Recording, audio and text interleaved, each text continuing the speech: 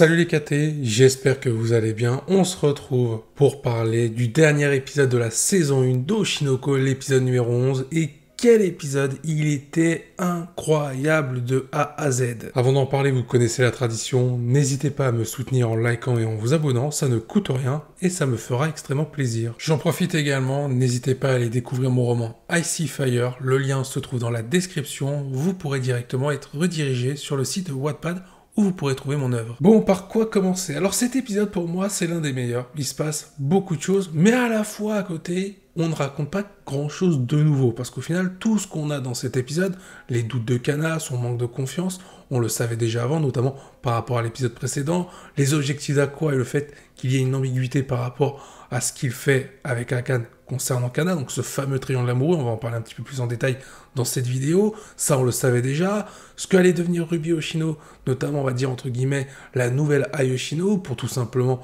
montrer que telle mère, telle fille.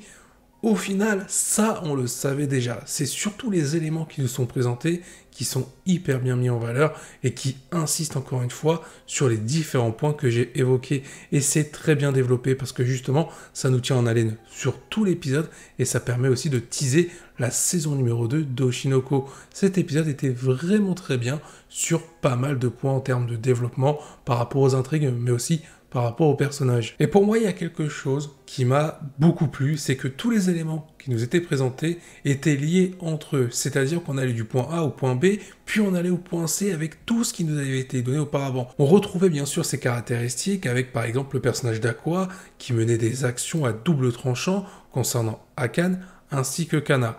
Là, dans cet épisode, en fait, tous les éléments se succèdent et sont liés entre eux. C'est-à-dire que rien ne s'arrête jusqu'à la fin de l'épisode. Tout est lié et ça, c'était super. On va commencer notamment avec le début d'épisode, on va en parler. Kana qui est toujours en plein doute, alors que le concert vient de démarrer, les nouvelles Bekomachi sont en train de se produire, et Kana est en train de douter de ses performances. Elle s'aperçoit que dans le public, il y a plein de personnes qui possèdent des glow sticks, il y en a qui possèdent des jaunes, donc les jaunes, c'est pour tout simplement mettre en avant le personnage de Memcho, donc pour dire qu'elle est assez intéressante, assez attrayante pour que le public se déplace pour elle. C'est pour ça qu'aussi son côté influenceuse a un vrai impact sur le public des nouvelles Bekomachi. On va retrouver des glow sticks rouges, cette fois-ci pour montrer que le public soutient Ruby Hoshino, et à ce moment-là, on comprend que tout au long de ce concert, Ruby Hoshino, elle monte en puissance, et elle devient tout simplement attachante aux yeux de son public. Elle obtient un petit peu le même charme qu'avait à l'époque Ai Hoshino. C'est normal puisque Ruby est sa fille, mais ça le public et personne d'autre est au courant de ça, à part Aqua bien entendu et Miyako Seito, leur mère entre guillemets adoptive. Ensuite, il devait y avoir aussi des glow sticks blancs pour soutenir Kana. Sauf que dans cet épisode, justement au tout début, on nous montre qu'il y a beaucoup plus de glow sticks jaunes que de glow stick rouge. Donc déjà, il y a deux couleurs, mais il n'y a pas le blanc. On comprend alors à ce moment-là que le public s'est majoritairement déplacé pour Memcho. Comme je l'ai dit tout à l'heure, c'est par rapport au fait qu'elle soit une influenceuse et qu'il y ait donc par conséquent déjà une influence sur le public qui est présent. Ruby Hoshino, elle va monter en puissance et donc va réussir à s'attirer le public au fur et à mesure que le concert va évoluer. Sauf que le souci dans tout ça, c'est qu'il n'y a pas de glow stick blanc. Ils ne sont pas là pour soutenir Kana. Et Kana, elle s'en rend compte et les doutes se renforcent. À ce moment-là, on a un petit speech, un petit récapitulatif sur sa vie, sur le fait que sa mère et ses différents producteurs, et notamment son réalisateur, on va dire, principal, l'a abandonné malgré tous les efforts qu'elle a fait pour réussir à tout simplement se rendre intéressante et utile vis-à-vis des autres. Forcément, ça renforce le manque de confiance chez Kana et on a une petite scène assez sympa. Déjà dans un premier temps, on a Ruby qui s'aperçoit que Kana est en désarroi, qu'elle est en plein doute, et elle décide, un petit peu comme on l'avait montré dans l'épisode précédent, de la prendre en main, c'est-à-dire de lui tendre la main pour justement l'aider à avancer. Ruby est à ce moment-là en train de monter en puissance, et c'est à ce moment-là qu'on voit que Kana commence à être rassurée.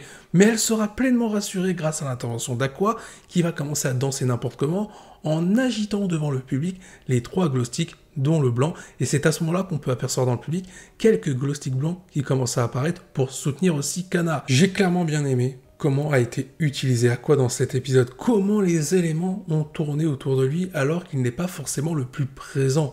C'est-à-dire qu'on nous montre un petit peu les ambiguïtés qu'il y a autour de ce personnage par rapport à ses sentiments envers d'autres personnages, notamment Kana et Akane, ou encore par rapport à l'intrigue qu'il veut réellement résoudre, retrouver le responsable de la mort d'Ai Hoshino, soit sa mère.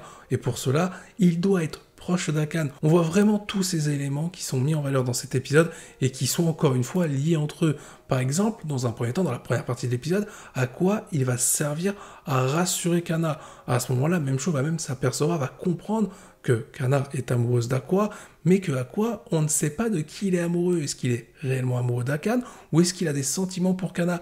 Même cette ambiguïté-là a été insistée tout au long de l'épisode avec différents points de vue. Parce qu'au final, on ne sait pas vraiment si Akan, elle, de son côté, est amoureuse d'Aqua.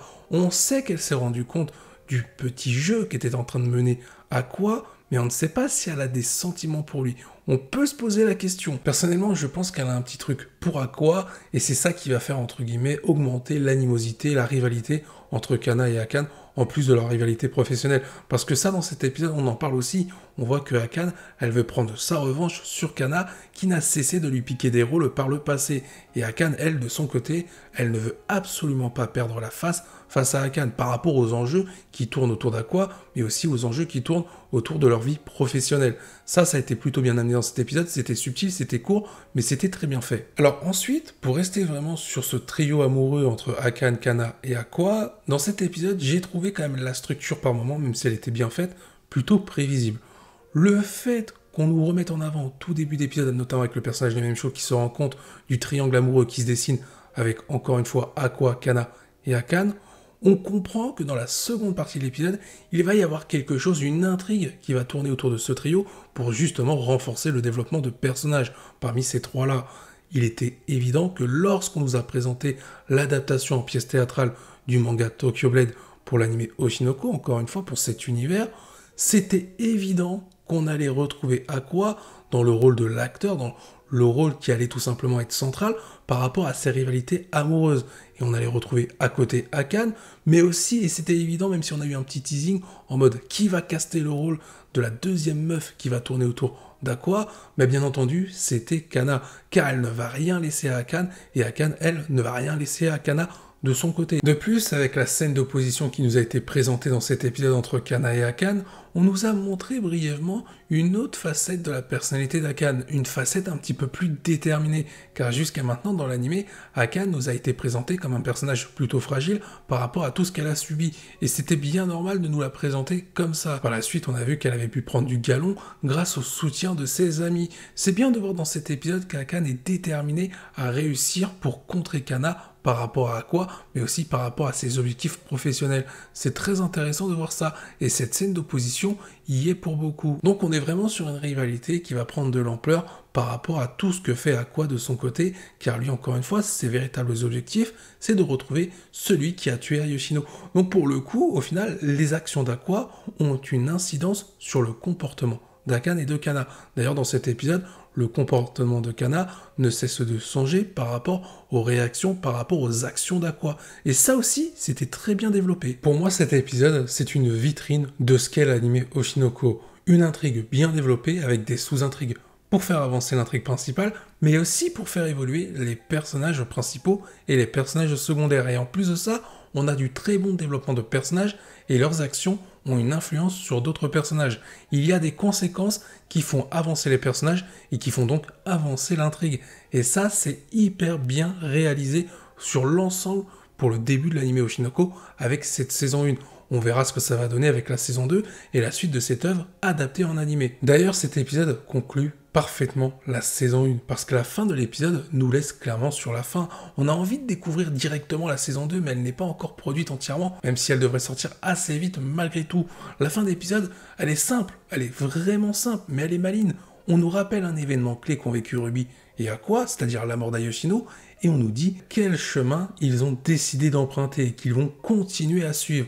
Ruby Yoshino a décidé de suivre les dernières volontés d'Ayoshino en devenant elle-même une véritable star, comme l'a été sa mère. Alors qu'Aqua, lui, a décidé de suivre la voie de la vengeance pour retrouver l'enfoiré qui a tué Ayoshino, le véritable responsable. Terminer la saison 1 en nous remettant les enjeux principaux qui ont lancé l'œuvre d'Oshinoko, honnêtement, c'était parfait comme conclusion pour nous donner envie de regarder la suite.